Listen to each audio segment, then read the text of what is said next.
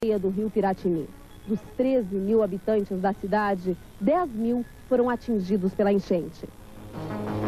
RBS Documento Especial. Pedro Osório, uma cidade arrasada. Pedro Osório. 15 dias depois da enchente que arrasou a cidade, vamos mostrar o drama de quem perdeu tudo da noite para o dia. Histórias comoventes e dramáticas de quem viu as águas do Rio Piratini subirem. E a reconstrução do município com fé e esperança da população. Pedro Osório, uma cidade arrasada, é o assunto de hoje, o RBS Documento Especial.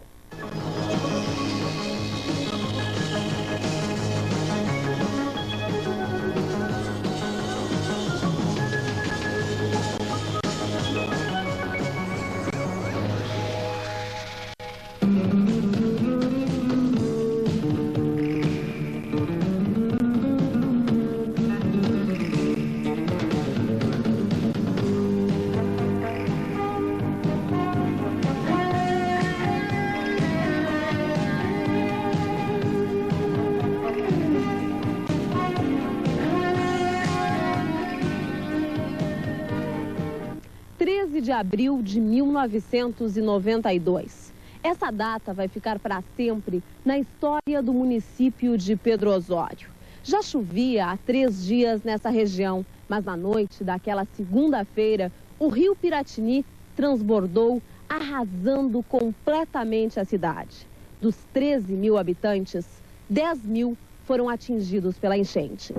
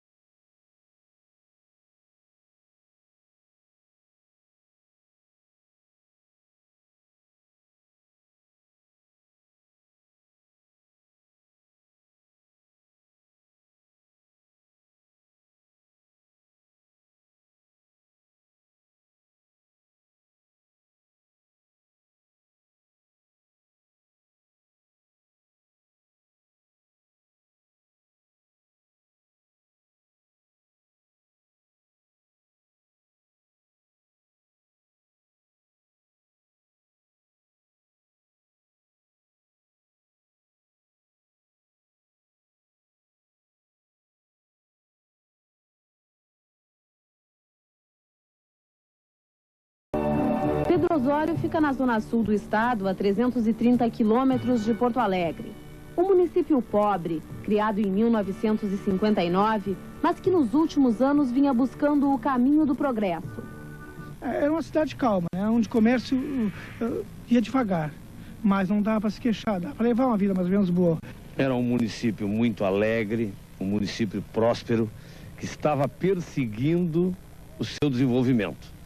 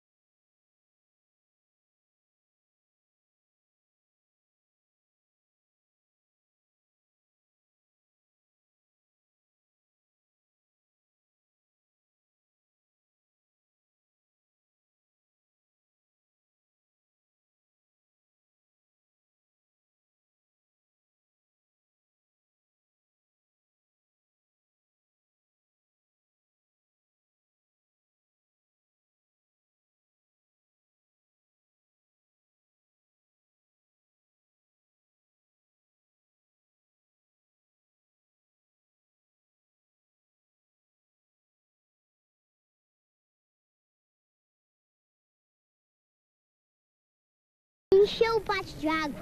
E tu ficaste com medo? Eu não.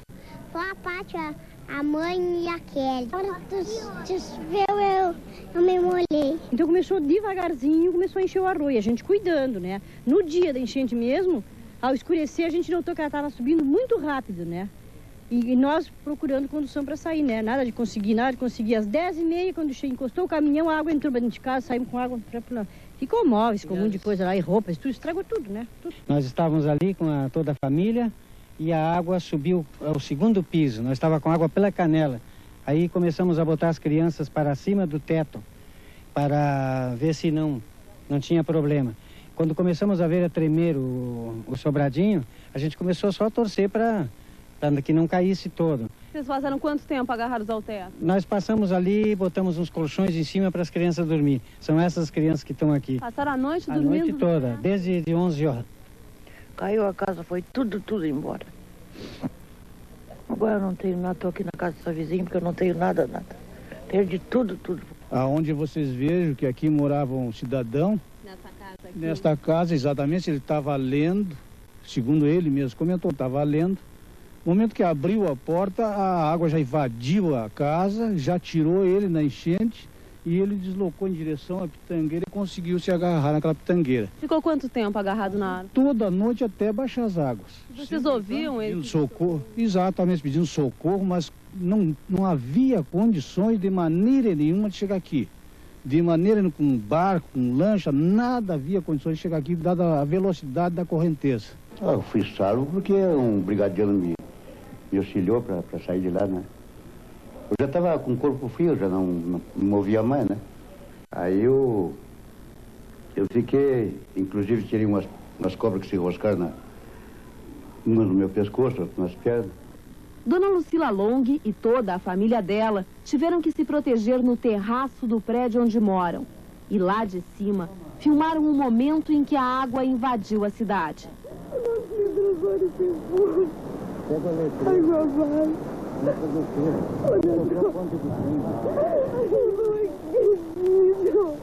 Alguma coisa me dizia que nós não ia ser atingidos. E teve uma hora que eu chorei. Porque assim como eu estava salvo aqui, em cima, tudo seco ali, eu me preocupava com o resto tudo embaixo d'água. O rio Piratini separa os dois bairros de Pedro Osório. Do lado de cá é Olimpos, do lado de lá, Cerrito. A enxurrada daquela segunda-feira destruiu completamente essa ponte, que era o único acesso rodoviário que ligava a Zona Sul à Zona Norte do município. A partir daquele instante, a cidade estava dividida. A Zona Sul praticamente isolada. Centenas de pessoas perderam tudo. Não tinham mais para onde ir e nem mesmo o que comer. Roupa, calçado, tudo que me derem para mim é uma boa, porque as crianças estão sem nada. A seguir você vai ver como ficou a cidade depois da enchente. As casas destruídas, o comércio e a indústria arrasados. Agora a gente vai ter que reconstruir do suor, do trabalho. Destruída e 10 mil pessoas desabrigadas.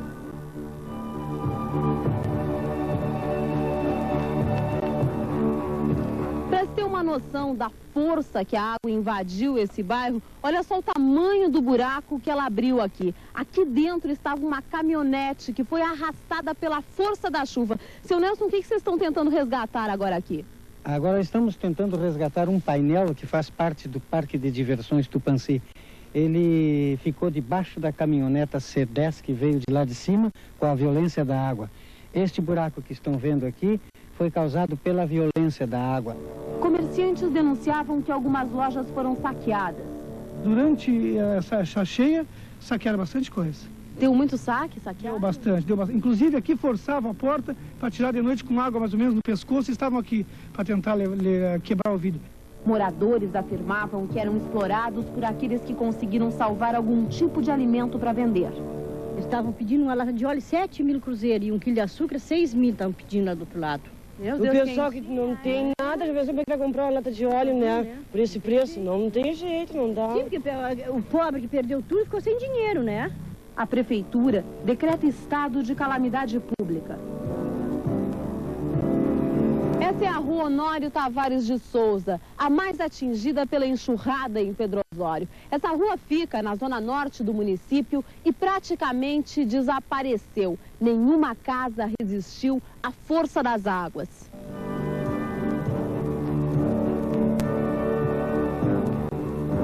O cenário é de uma terra arrasada por terremoto ou bombardeio aéreo.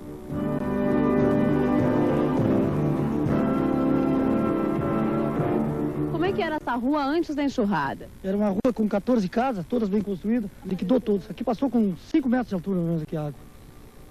Essa aqui era a casa do seu Clóvis, na rua Honório Tavares de Souza. Seu Clóvis, o que era aqui? Aqui era uma casa de moradia, era da minha irmã e ao lado aqui eu morava. Aqui tinham peças, aqui onde a gente está caminhando, o que era? Aqui era a sala, ali era o quarto. E ali do outro lado? Ali do outro lado era a sala e cozinha. E aí lá a parte de trás era um quarto, 2 quartos. E onde é que está a sua família que morava aqui? Tá tudo em Pelotas. Levei para casa dos irmãos. E o senhor, onde é que está morando? Tô morando na casa do meu tio. Onde hoje estão esses entulhos, havia uma outra casa nessa mesma rua. Para se ter uma noção da força com que a água veio, olha só onde foi parar o teto da casa, no outro lado da rua. E esse teto caiu bem em cima de 2 outras casas que havia nesse outro terreno. A economia do município foi gravemente atingida. Milhares de pessoas perderam os empregos. A base da economia industrial de Pedro Osório eram as olarias. Até o dia 13 de abril, havia 76 olarias no município. Sobraram apenas 2 inteiras. As outras ficaram assim, completamente arrasadas. Tudo que tinha perdemos. A água veio até onde? A água passou por cima daqui, se foi, passou os trilhos ainda. Quantos empregados o senhor tinha na olaria? 10. E agora? Agora só tem um só. Os outros 9? Nada, anda tudo por aí, desempregado. Essa é a rua principal do bairro Olimpo, o centro de Pedro Osório. Aqui está situado quase todo o comércio do município, que é a outra base da economia de Pedro Osório. Para se ter uma ideia de onde chegou a água, olha só a marca que ficou nesse prédio comercial. Agora as pessoas tentam recuperar o que sobrou depois da enchente.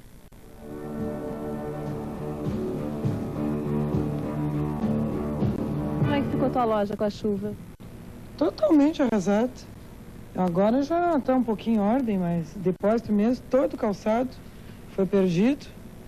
A gente está tentando recuperar alguma coisa, mas nunca fica como novo. Acho que foi uns 4 dias que a gente teve paralisado, porque tapou aqui o trailer d'água, aí tivemos que fazer a limpeza, tudo. E para receber mercadoria depois, bebidas, pão, material para vender, quanto tempo levou? O pão eu estou indo a Pelotas todos os dias buscar. E como é que tu faz para passar aqui na ponte? Eu passo na ponte por cima, na ponte dos trilhos ali, de a pé, pego o ônibus, vou a Pelotas e trago 2 caixas de pão. Essa autopeças também ficou completamente destruída. Até onde chegou a água aqui na tua loja? Aproximadamente 3 metros, atingindo a metade do primeiro vidro de baixo para cima e nós arrasando completamente, virando as nossas mercadorias, inclusive arrombando o portão da frente. A força da água arrombou? Força da água arrombou o portão da frente, levando muitas das nossas mercadorias embora rio abaixo. Em quanto se calcula teu prejuízo? A primeira ideia que nós tivemos é em torno de 70 a 80 milhões de cruzeiros.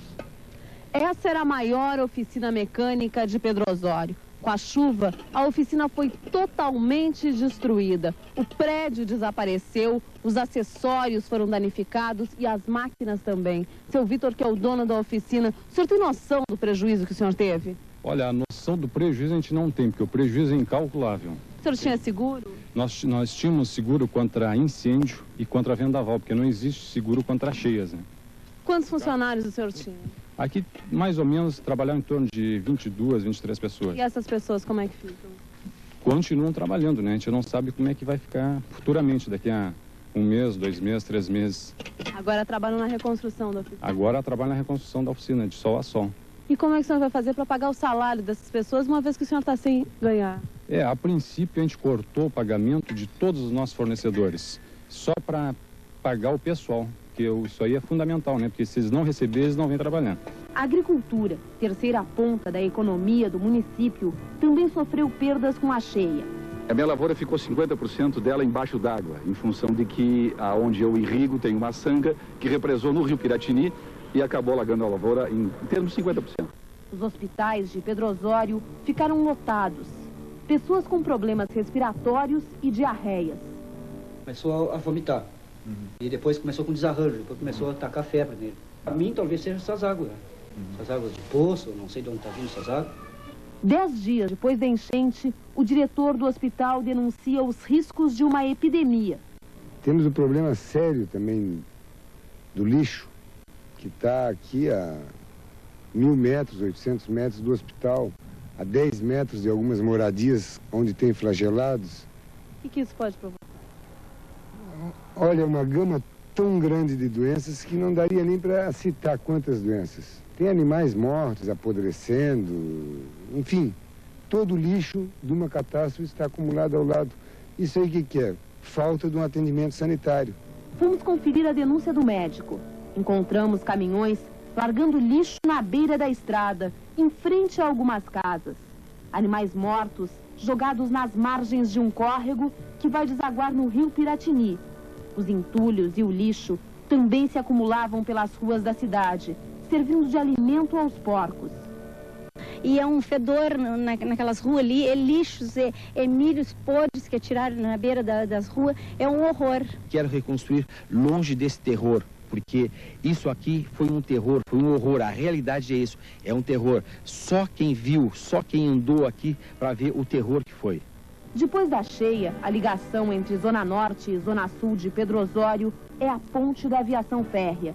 Mas por esse caminho estreito, só passam as pessoas que precisam se equilibrar sobre os dormentes a uma altura de 15 metros. Chegar de carro a Olimpo, na Zona Sul, é praticamente impossível. Essa aqui é a única estrada que dá acesso à Zona Sul de Pedro Osório, no bairro Olimpo. Mas essa estrada está interditada há 2 dias. As máquinas do Dyer estão tentando abrir caminho e tem gente parada esperando para passar há mais de 48 horas. Filas de caminhões se formam, mas essa estrada não tem condições de ser usada para o tráfego de cargas pesadas.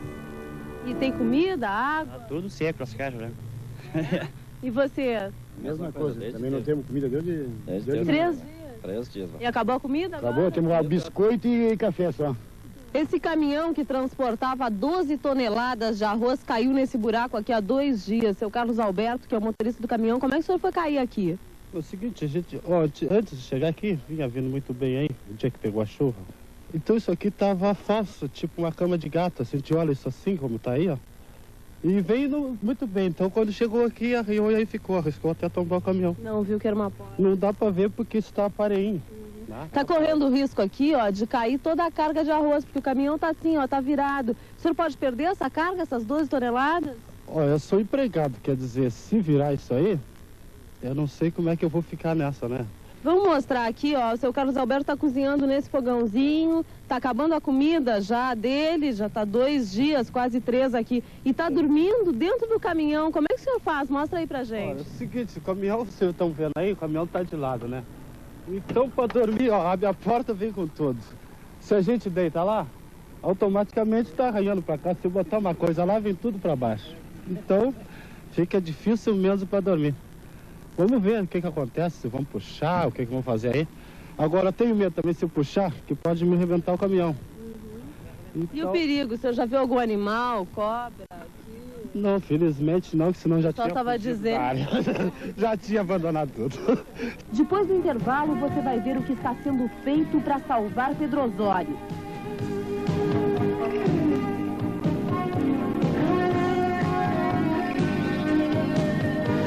Fez os primeiros pedidos de socorro.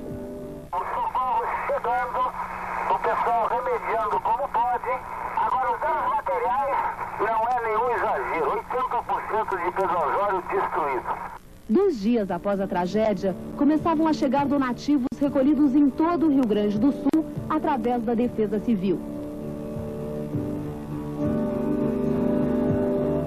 Naquela quarta-feira, o governador Alceu Colares sobrevoou a área num helicóptero.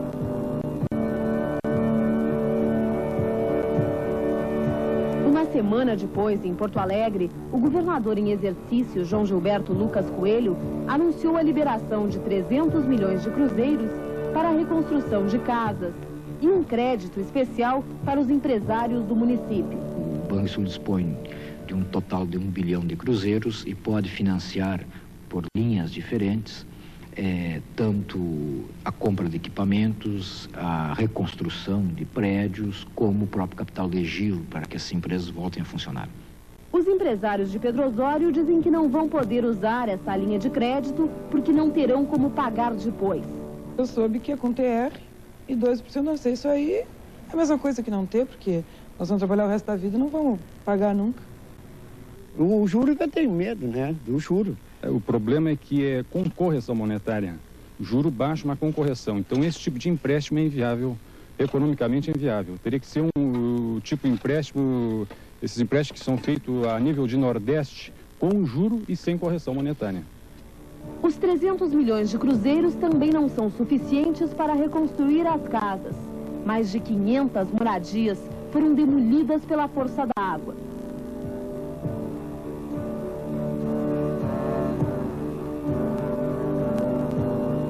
E já temos depositado no Banco do Rio Grande do Sul, rendendo juro e correção monetária, a importância de 300 milhões de cruzeiros, que nos foi repassado pelo governo do Estado, no qual nós esperamos que chegue os outros 690 para formar o bolo de 990 milhões. Com esses 990 milhões, vai ser possível reconstruir as mais de 500 moradias que foram completamente arrasadas? Não vai ser possível só com esses 990 milhões, mas com eles e com uma administração que a nossa Comissão Municipal de Reconstrução vai fazer, eu tenho certeza que se não der para construir as 500 moradias, nós vamos no mínimo fazer grande parte delas.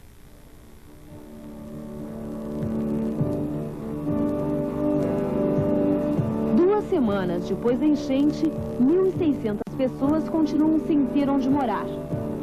Em ginásios como este, que estão abrigadas as pessoas em Pedro Osório. Agora já está anoitecendo, é hora das pessoas começarem a dormir. Aqui estão abrigadas 16 famílias que perderam tudo com a chuva. Essa senhora já está trocando o nenê para ir dormir? É.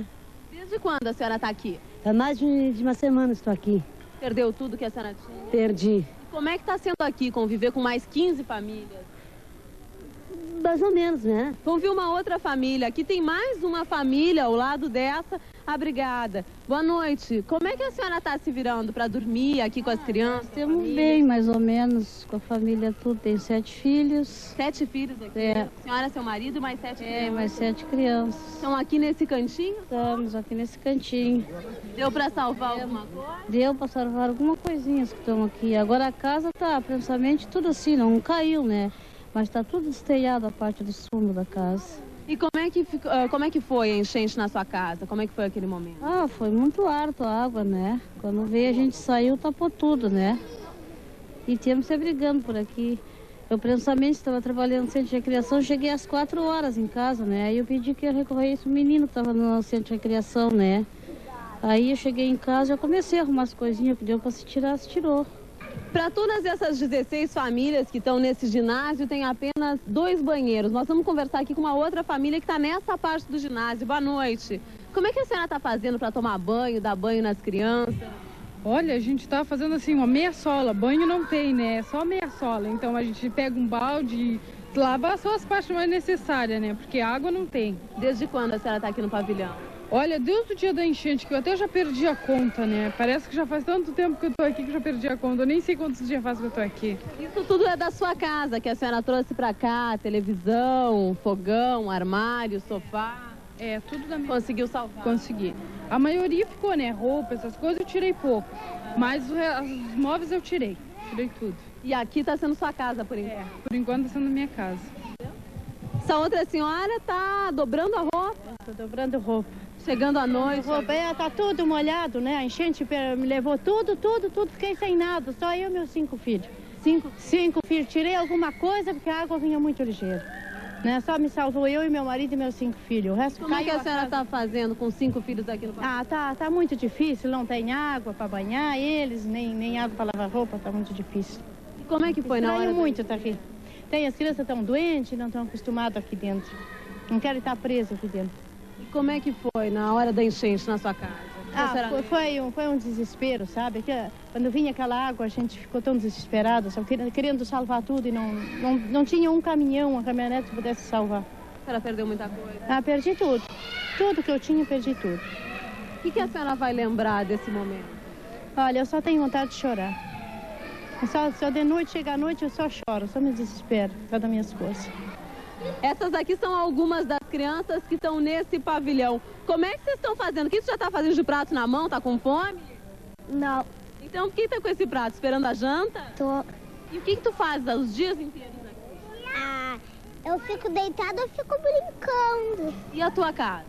Minha casa é ali. Ali naquele cantinho da tua casa agora? E a casa onde tu moravas antes? Quebrou. Quebrou? Por quê? Ué, com a enchente. E o que aconteceu com a tua casa? Ela caiu tudo. Caiu? E tu tava dentro de casa? Eu não. Onde é que tu tava? Eu tava lá no coisa, lá na igreja lá na igreja paroquial. Lá em casa minha irmã sempre estava comigo lá em casa quando deu a enchente. Passou tudo e encheu o pátio de água. E o que vocês fizeram?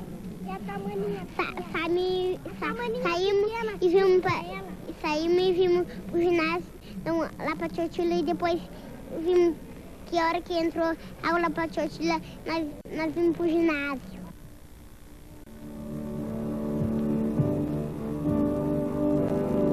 Escolas também servem de abrigo para os flagelados. As crianças de Pedro Osório estão sem aula.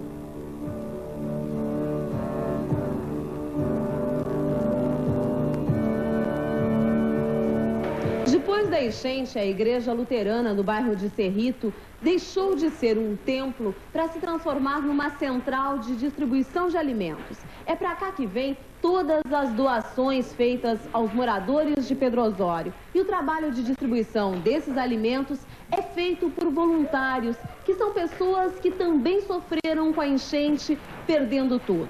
Quem coordena esse trabalho é o pastor Valdir, que é responsável aqui pela igreja. Pastor, quem é que está recebendo esses alimentos? Nós recebemos aqui, né, recebemos não só o alimento, mas também a questão de móveis, de colchões, cobertores, roupa, tudo nós recebemos aqui. E distribuímos, separamos, então, de tal maneira que aqui é apenas a central de alimentação. Aqui na Igreja Católica, nessa mesma rua, é a central de distribuição de roupa, e temos um depósito, então, onde depositamos cobertores, depositamos ali também esse material de maior vulto.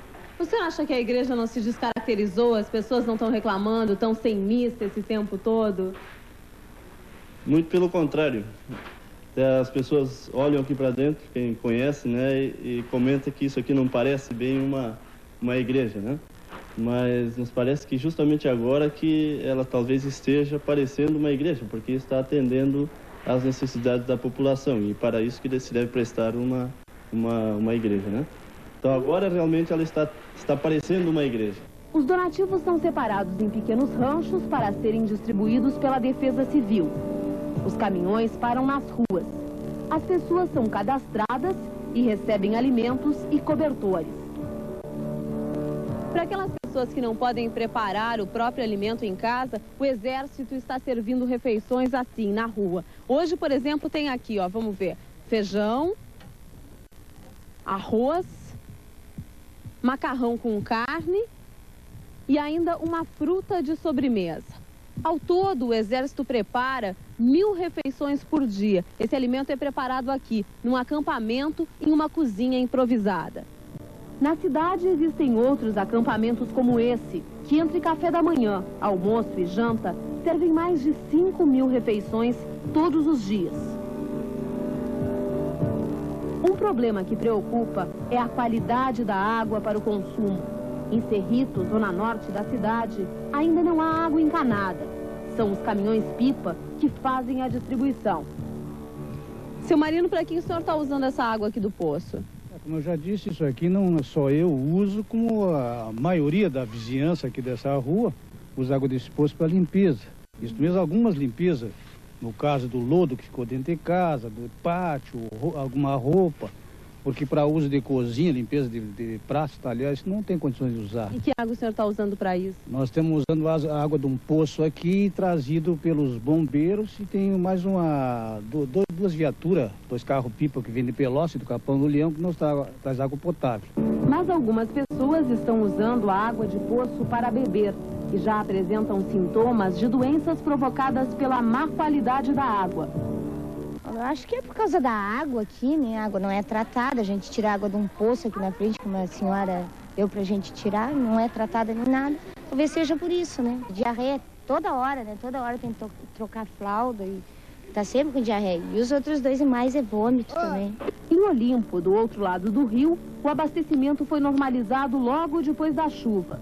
No final da semana passada, a Corsã começou a colocar os canos para trazer água até Cerrito. Dia 23 de abril, o secretário da Saúde, Júlio Oxman, visitou Pedro Osório pela primeira vez e garantiu que não há riscos de epidemias na cidade. No momento atual, não existe essa iminência de epidemia, principalmente, eu insisto nesse ponto, pelo rápido abastecimento de água que ocorreu em meio ao início da enchente. Então, esta questão, que era uma questão que nos preocupava, fica afastada pelo abastecimento de água potável. Evidentemente, nossas preocupações ainda continuam, porque nós temos ainda muitas pessoas desabrigadas e é necessário uma vigilância sanitária e epidemiológica permanente para que não ocorra, então, nesses confinamentos, risco de alguma epidemia.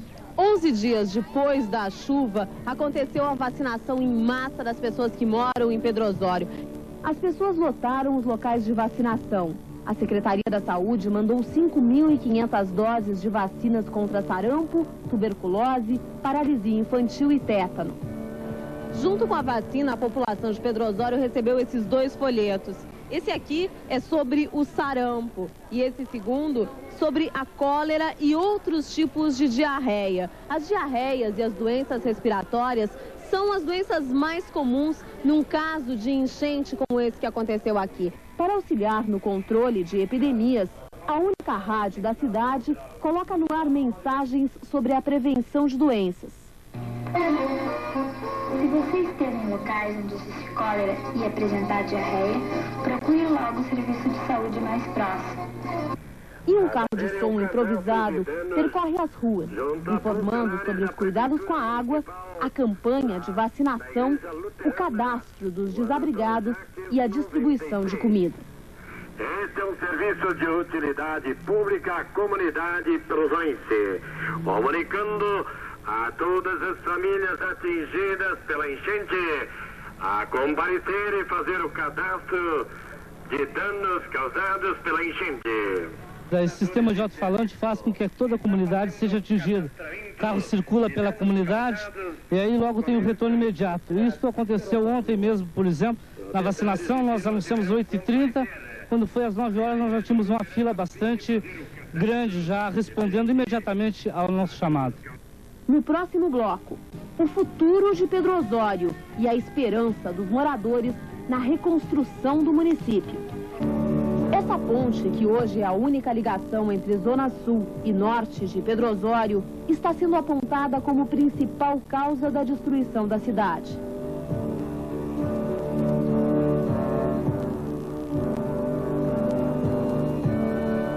Para que ela fosse construída, a rede ferroviária federal precisou aterrar boa parte da área, modificando o curso de 2 rios.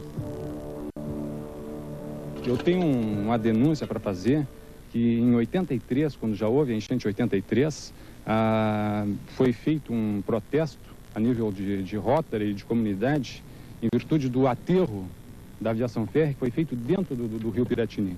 Isso aí foi o maior erro e foi o motivo de ter destruído toda essa faixa aqui. Isso aí canalizou o rio Santa Maria e foi o motivo de ter derrubado todos esses prédios nessa faixa toda aí. Os empresários pretendem recorrer a algum tipo de ação contra a aviação férrea, alguma coisa assim? Já existe um consenso de todo esse pessoal que derrubou essa maioria de casas nessa faixa e todo isso aí é um consenso e todo mundo vai recorrer contra a aviação férrea. Isso aí era para ter sido ponte com vão para a água escoar e não ter feito uma barragem, que foi feita uma barragem inescrupulosa, né? Um absurdo dentro do rio. Vou convidar às autoridades federais e estaduais do DNR, da rede federal, para reestudar este aterro que existe aqui dentro de Pedro Osório, para reestudar o vão da ponte do Passo do Ricardo e para estudar o projeto da ponte que vai ser construída pelo DAER, ligando a Zona Norte à Zona Sul. Isso tudo é convite.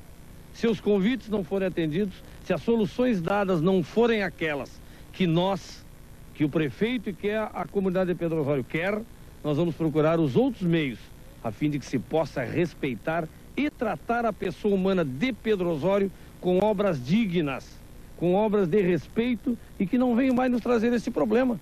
Eu fiz parte da comissão, da equipe que fez o projeto daquela nova obra e estive no dia 3 de novembro de 83 em Pedro Osório, explanando para toda a população na Câmara de Vereadores como foi feito o projeto. Inclusive nós fizemos até um estudo hidrológico do Rio Piratini e em fevereiro de 84, um ano depois, houve a mesma quantidade de chuva e não houve enchente em Pedro Osório.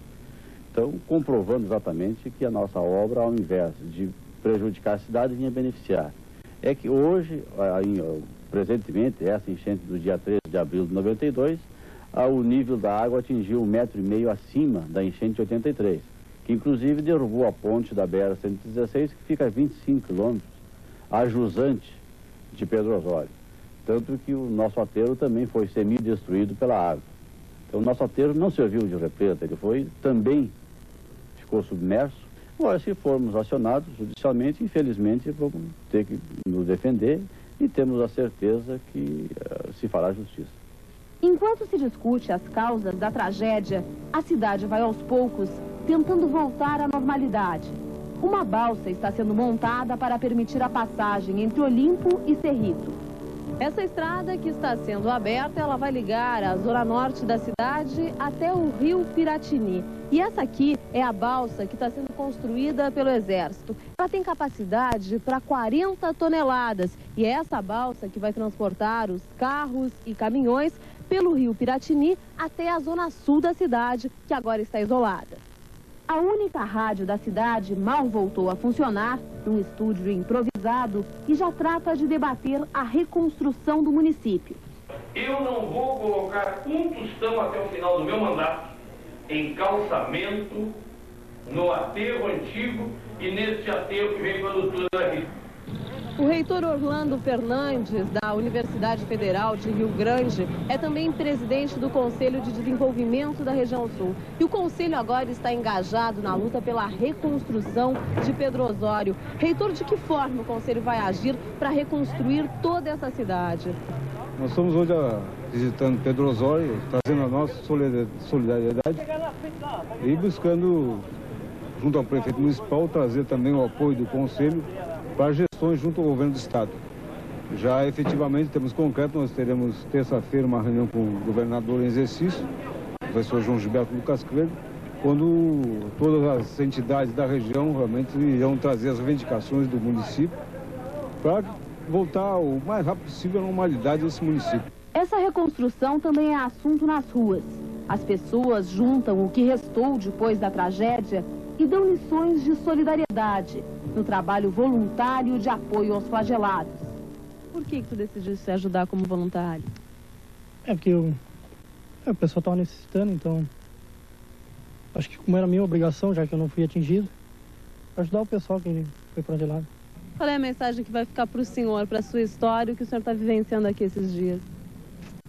Olha, eu acho que é uma mensagem de humanismo, né? Nesse momento a gente se toca muito, né? E eu acho que valoriza bastante aquilo que a gente tem, né? E o nosso próprio trabalho. Eu acho que no nosso caso de bombeiro, a gente se sente gratificado com isso aí, e saber que está ajudando com essas pessoas na fila, humildemente, recebendo alguma alimentação. É alguma coisa que tu sente, né? Que as pessoas estão te agradecendo como se tu estivesse fazendo, digamos assim, a salvação delas, né? E eu acho que é uma coisa bem simples, não é nada mais do que o nosso dever isso. Em Pedro Osório, a hora é de pensar no futuro. buscar auxílio para retomar o desenvolvimento e tentar recuperar o que a água destruiu.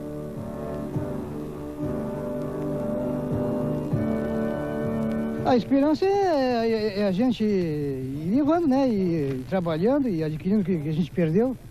Que todo mundo se dê as mãos para vencer tudo que aconteceu no mundo. Não adianta sair daqui para fugir das calamidades que elas podem vir em qualquer lugar. E também, se as pessoas elas querem ser ajudadas, né, nessa situação em que elas enfrentam, o lugar onde elas serão ajudadas é aqui em Pedro Osório. Continuar morando aqui, não adianta. É Pedro Osório, eu gosto de ser rico, me criei aqui, eu moro aqui logo em cima. Tem que continuar morando aqui dentro, não temos, vai restar mais nada. Lutar para reconstruir. É só que deu bastante serviço de pedreiro, mas o que vai se fazer? Eu acredito que isso em pouco tempo, mais ou menos, não se normalize 100%, mas aí uns, quem sabe, mais uns 30% está